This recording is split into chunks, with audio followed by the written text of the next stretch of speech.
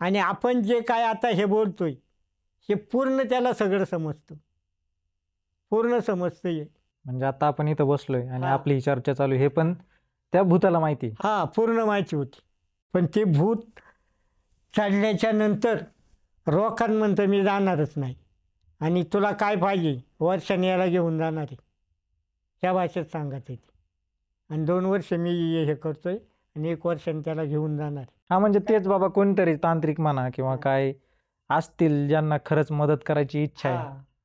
हा, त्यांनी मदत करून त्या मुलाला वाचावा, एवढीच इच्छा आहे, बाकीचं नाही काही. नमस्कार मित्रांनो, मी तुषार आवटी आणि मी सागर आढवळे स्वागत करतो आपल्या सर्वांचं आजच्या नवीन पॉडकास्टमध्ये. आपले जे आजचे गेस्ट आहेत त्यांच्या आयुष्यामध्ये अतिशय विचित्र अशा घटना घडत आहेत आणि त्याचा त्रास त्यांच्या फॅमिलीला, त्यांच्या नातवाला भोगायला लागतोय. तर ह्या घटना काय आहेत या संपूर्णपणे पाहण्यासाठी व्हिडिओ शेवटपर्यंत बघा.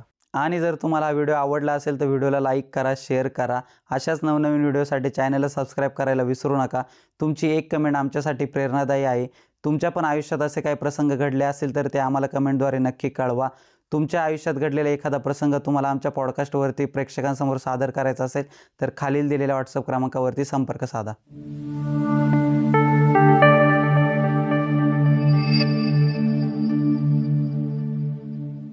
नमस्कार बाबा, मी तुमचं सर्वप्रथम आपल्या चॅनलवरती स्वागत करतो.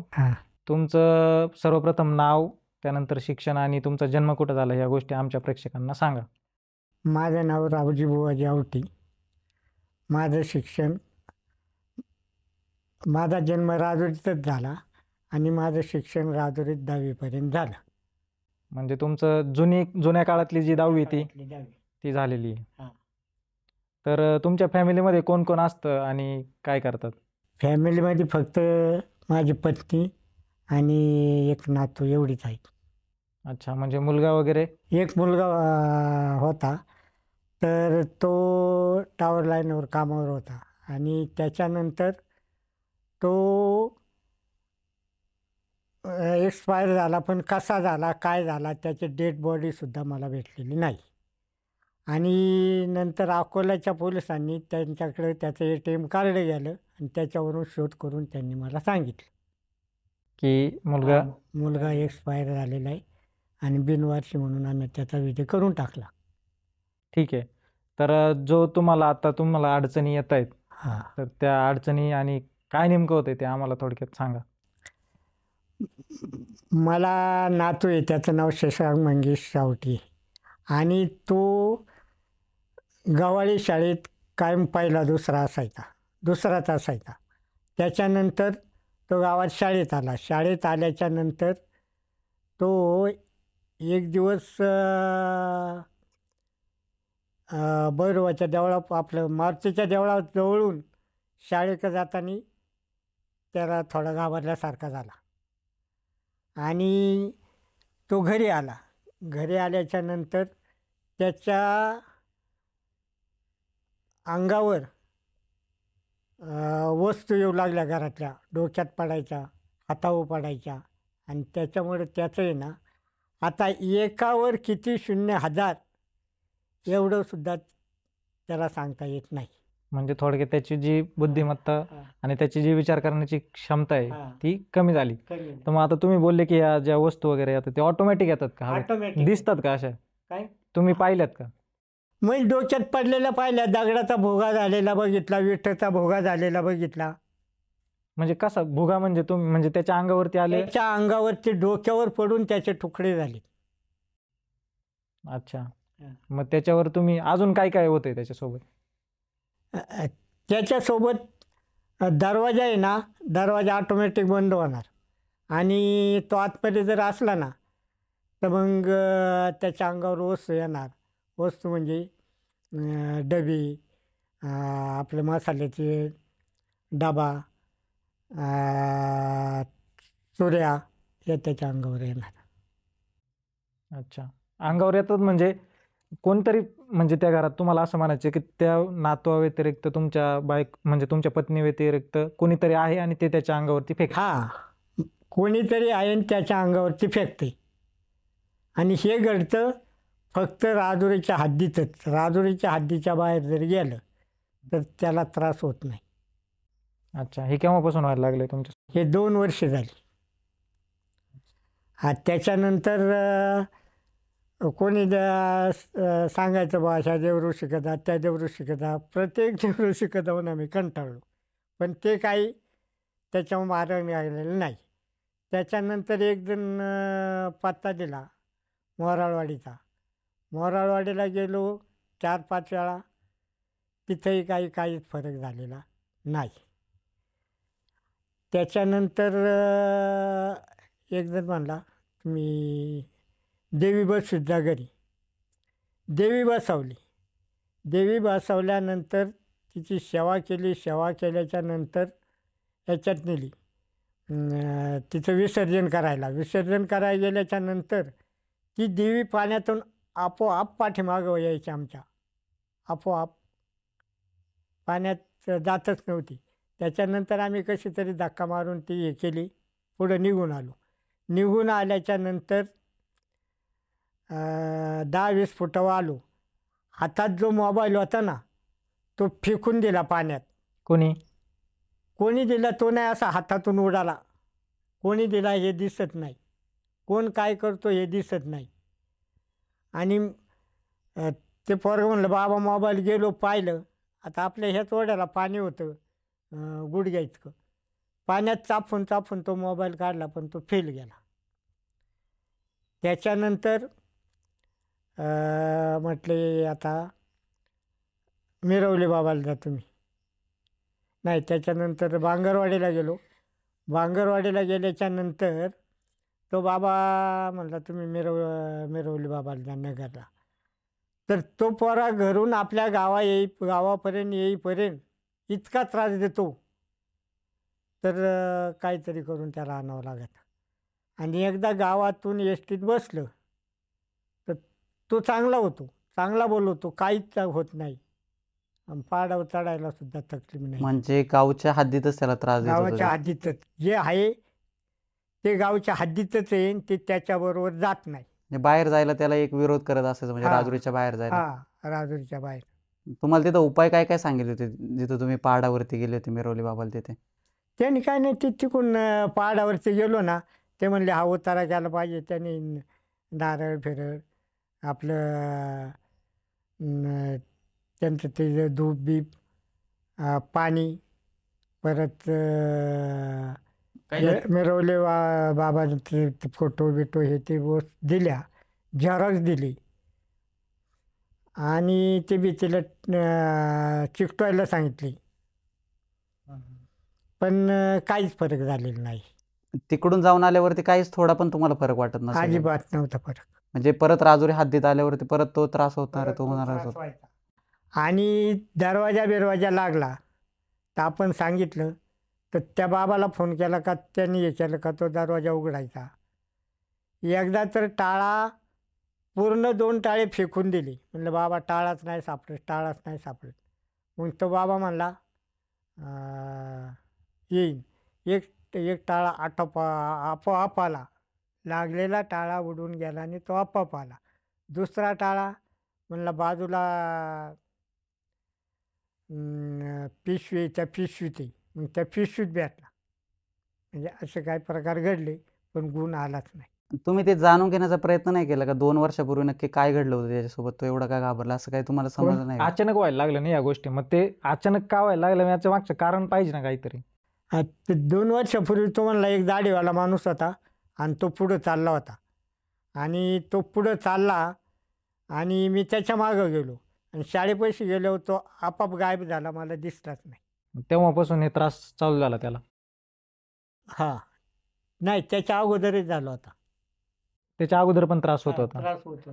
आणि तुम्ही मगाशी ज्यावेळी आपण बसलो होतो तिकडे घरापाशी तुमच्या, त्यावेळी तुम्ही सांगत होते की ते भिंतीवरती कपडे जाळाले, ते हिरण वगैरे त्या गोष्टी तुम्ही दाखवल्या की ते सरकलेलं सगळं, तर ते काय विषय तो विषय असा आहे का पहिल्या सुरुवातीला आपला जो चौरंग असतो ना पाट, तो वरून माळ्यावरून खाली पडला, त्याचा भोगा झाला. त्याच्यानंतर TV फेकून दिला, तिचा भोगा झाला. पण हे TV फेकून देताना तुम्हाला दिसतं का, म्हणजे कोणतरी उचलते ना अशी टाकते? नाही. दरवाजा बंद असताना होतं का हे? दरवाजा बंद असताना होतं का या सगळ्या गोष्टी? नाही, उघडा असताना होतं. दरवाजा उघडा म्हणजे चक्की आहे ना ऑटोमॅटिक बाहेर गेली, ऑटोमॅटिक. पण तुम्ही पाहिले का रस्ते हा. दरवाज्यातून बाहेर जाते? हां, बघितली. दरवाजातून बाहेर जाताना बघितली. त्याच्यानंतर ती चक्की तुळशीला पक्की बांधली. रस्सीचे तुकडे झाले आणि ती चक्की परत घरात आली. म्हणजे जसं काय कोणतरी माणूस त्याला आतमध्ये बाहेर नेतो आणि बाहेरून आतमध्ये आणतो. हां. आणि ते कपाट ऑटोमॅटिक खाली पडलं, दरवाजातून बाहेर गेलं, बाहेरून परत आतमध्ये आलं. आणि त्यावेळी तुमचा तो नातू कुठं होता? तो तिथंच होता ना, घरीच. मग हे कशावरून की त्या नातवामुळेच हे होतंय? काय नातवामुळेच या गोष्टी होत्या, हे कशावरून? कशावरून? नातामुळंच होत्या. तर तो नातू जर असला ना तरच हे घडत आहे. आम्ही असल्यावर काहीच घडत नाही, तुम्ही असल्यावर घडत नाही. घडत नाही. आणि देवाऱ्यावरचे देव आहेत ना, ते ऑटोमॅटिक पाण्याच्या ड्रममध्ये जाऊन पडले. जसं काही कोणीतरी उचलून त्याला हां, टाकले तसे. टाकले. आणि त्याच्यानंतर ते आपाप तिथून निघून ऐसपैस घरात पडले. आणि मग आता हे तुम्ही जे कपडे जाळाले ते म्हणता, ते कसं काय आवड? दुपारी 12 वाजता तिथं मी जेवायला बसलो होतो, तर ऑटोमॅटिक पाठीमागं कपडे जाळाले. म्हणजे आणि ते पोरगं दरवाज्यात होतं ना, ते बाबा म्हणलं. मी बघितलं तर कपडे जळत होते. मग काय ओढून काढली. नाही, मी आलो होतो त्यावेळी पण ते भिंतीला वगैरे हां, जाळाचे डाग. ओढून काढली ना काही कपडे. आणि त्याच्यानंतर पुष्कळ प्रयत्न केले. कोण म्हणलं बाबा तुम्ही हे करा, पूजा घाला. पूजा घातली, जागरण केलं. कोण म्हणले त्याचा मधीच वाढदिवस घाला, मधीच वाढदिवस घातला, पण कशानेच काही फरक झालेला नाही. त्याच्यावर काही करणी वगैरे तसला प्रकार आहे का? काहीतरी कोणी पाठवून द्यायचं आणि खोड करतं आणि ते निघून जातं, एवढंच सांगतात. कोणीतरी त्याला पाठवून द्यायचं आणि ते खोड करतं आणि ते निघून जातं, ते काही दिसत नाही. आतापर्यंत किती खर्च केला तुम्ही? आतापर्यंत 2-1 लाख रुपये खर्च केला. म्हणजे हे जे तांत्रिक वगैरे असतात? तांत्रिक असतात. मिरवली बाबाला गेलो, त्याच्यानंतर तिकडं मोराळला गेलो, तर तिथंच खोलीचं भाडं 25,000 रुपये एकाच वेळेत जायचे. त्यातून काही नाहीच साध्य नाही, झालं? काहीच नाही साधं. अजून त्रास होतोय का? हा, अजून त्रास होतो. म्हणजे आत्ता 1 तासापूर्वी आपोआप दरवाजा बंद झाला. दरवाजा उघडतच नव्हता आणि तिथं डबा होता जेवणाचा, तो येऊन त्याच्या डोक्यात पडला. आणि आपण जे काय आता हे बोलतोय, हे पूर्ण त्याला सगळं समजतं, पूर्ण समजतं हे.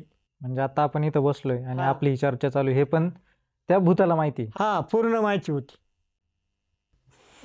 तुमच्या नातवाला तुम्ही दुसऱ्याच्या घरात कुठं पाठवले का, असं झोपायला वगैरे राजुरीमध्येच, आणि तिथे पण असा प्रसंग घडलाय त्याच्यासोबत? नाही, नाही ना, फक्त त्या घरामध्येच फक्त? तुम्ही मगाशी म्हणत होते, आपण ज्यावेळी तिकडं आलो बोलत होतो आपण, त्यावेळी तुम्ही म्हटले की त्याला दुसरीकडे राहायला ठेवलं होतं काही दिवस. हा. तर मग त्यावेळी काही त्रास त्याला? दुसरीकडे राहायला ठेवलं होतं म्हणजे तो हॉस्टेलला होता. आणि हॉस्टेलला होत्यानंतर असं तांत्रिक कोणत्या काही गेले, ते म्हणले तिथं जवळ चेड्याचा प्रकार आहे. मग ते पोरं काय तिथं थांबा नाही. मग बोट्यावरून त्याला घेऊन आलो. घेऊन आल्याच्या नंतर त्याला बोरीस शाळेत घातलं. बोरीस शाळेत घातल्याच्यानंतर सहलय म्हटले. सहलय म्हटल्याच्या नंतर त्या सरांचं ऑटोमॅटिक त्या सरांच्या नावावर फोन यायचा. आणि ते सर बोलतात असा आवाज यायचा स्पष्टपणे. आम्ही बसून होतो, आम्ही विशालगडाला गेलो आहे आणि पाऊस आला आहे, आमची गाडी बंद झाली. असं करता करता जवळजवळ 1 हप्ता त्याच्यात गेला. आणि 1 हप्ता शाळेत परत घेऊन गेलो तर सर म्हणले 1 हप्ता कुठं सहल असते का, आम्हाला जेवायला नाही, काय ओळखीचं आहे का, असं आहे का, तसं आहे काय. त्यांनी मोरावाडीला जातो ना, तिथं अलीकडे दत्ताचं मंदिर आहे, तर तिथं आम्ही राहायचं जेवायला. विचारलं कुठं सोय आहे का, आता त्या पोराला काय ते बरोबर नाही आलं, म्हणलं ते म्हणलं आहे तिथं सोय. मग इथं आमचं जेवण झालं, असं झालं तसं झालं. खुशाल गप्पा छापा शांतपणे 1-1 तास मारायचं ते. मुलासोबत नातवासोबत. हा, आणि आम्ही ऐकायचं, बसून असायचं आम्ही. म्हणजे फोन तुम्ही स्पीकरवर ठेवून त्याच्यावर आवाज यायचा. हा म्हणजे तुमचं असं म्हणणं आहे की भूतच त्याला कॉल करू हा या सगळ्या. म्हणणं म्हणजे पक्क आहे. कसं आहे का 7 दिवस काय सहल नसती. सर म्हणले 1 दिवस सहल असणार, आणि आम्ही कशाला फोन करायला जाऊ. बरोबर आहे. म्हणजे सरांच्या नावाने ते भूतच फोन करायचं हा, आणि भूतच. याच्याशी बोलायचं. याच्याशी बोला. तुम्हाला कधी त्रास नाही दिला का? म्हणजे त्याने आता त्याच्या डोक्यात जसा डबा वगैरे पडायचा तसं तुम्हाला नाही अनुभव आला ना असा? अजिबात नाही फक्त आम्हाला. त्याच्यासोबतच घडत होतं ते. फक्त घडात आहे ते त्याच्याच सोबत घडात. आणि त्याचा त्रास तुम्हाला होते. हा, त्रास होतो ना मग. त्रास होणारच. आता समजा डोक्यात राहिलं, त्याच्यात टेंगूळ आलं, मग ते रडणार, त्याला औषधं गोळ्या. आता किती वर्षाचा आहे तो मुलगा नातू तुमचा? तो 16 वर्षाचा आहे. गेल्या वर्षी 9वीच्या परीक्षेला त्याला बसूनच नाही दिलं. बसून नाही दिलं, मग शाळेतच जाऊन नाही दिलं. याला आहे ना, तो गावात यायचा ना, ऑटोमॅटिक त्याचं दप्तर फेकून द्यायचं. ऑटोमॅटिक.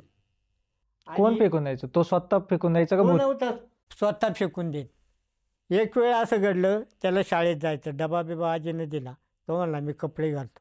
असं खाली ठेवलेलं दप्तर, आम्ही तिथं उभं, आणि तो कपडे घालून परत बघतोय तर दप्तर नाही. दप्तर बाजूच्या विहिरीत पडलेलं होतं. मी ते कुदळीनं परत बाहेर काढलं. पुस्तकं भिजवली होती ते वाळवली. म्हणजे याचा अर्थ याने शाळेत जायचं नाही. म्हणजे भूताला असं वाटतं की कायम याच्या सोबतच राहावं. हा, काम याच्या पूर्ण कंट्रोल पाहिजे म्हणजे. पूर्ण कंट्रोल पाहिजे. आणि एक वेळ असं घडलं का शंकराची जी पिंड आहे, ती पिंड ऑटोमॅटिक देवाऱ्याच्या देवाऱ्यावर आली, आपोआप देवाऱ्यावर आली. त्याच्यानंतर मी म्हणलं राहू द्या. ती पहिली परत पाण्याच्या ड्रममध्ये गेली. ड्रममधून आहे ना परत देवाऱ्यावर आली. देवाऱ्यातून परत गेली, परत आजपर्यंत ती दिसलेली नाही.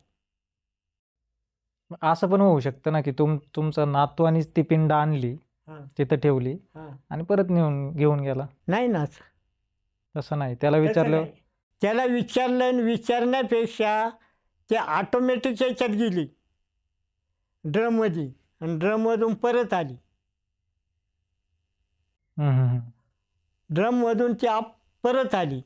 नातूच असा करीत असता तर आमचं त्याच्यावर लक्षच असतं ना, कारण तो शाळेत गेला पाहिजे, त्याला काही तकलीफ नाही झाली पाहिजे. हा बरोबर आहे. तुम्हाला वाटतं ना का आपल्या नातवाचं चांगलं? चला बा, निदान चांगलं व्हावं त्याचं म्हणून.